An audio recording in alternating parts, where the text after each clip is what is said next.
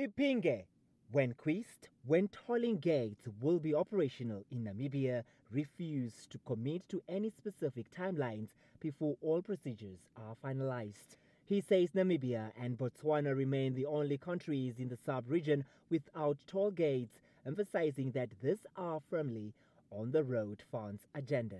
Ipinge says consultations with industry players and public at large on the benefits and implications of a tolling system, including the cost of setting up infrastructure, motorist charges, and possible sites where toll gates could be erected, has begun. Meanwhile, Ipinge says Namibia will refrain from considering the controversial concept of e-tolls, which aroused discontent in neighboring South Africa.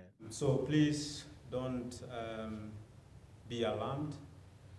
Namibia will not be the first countries in SADC to do so. In fact, Namibia and Botswana, the only two countries in the subcontinent that doesn't have tolls. All the other countries have introduced tolling as a way to maintain and sustain their road infrastructure.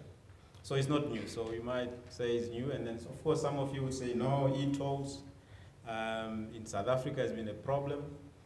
We are not going to look at e-tolls. We're going to look at what we call the traditional tolling.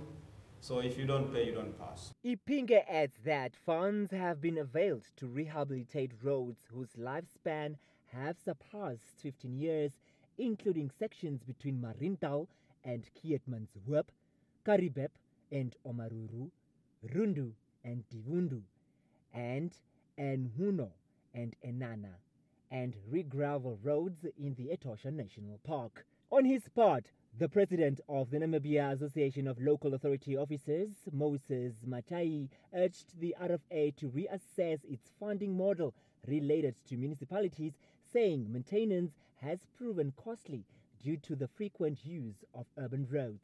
If I have to put a proposal to something, local authority would need around about $500 million annually for them to do preventative maintenance. At least a minimum of 500 million. That should be allocated. I'm not talking from just the perspective of talking, I'm talking from facts. And your figures will tell for it. And if we have to go to the presentation that was already provided for, it speaks volumes. We cannot be able to continue doing the same situation as we would do. I'll take an example of Rundu.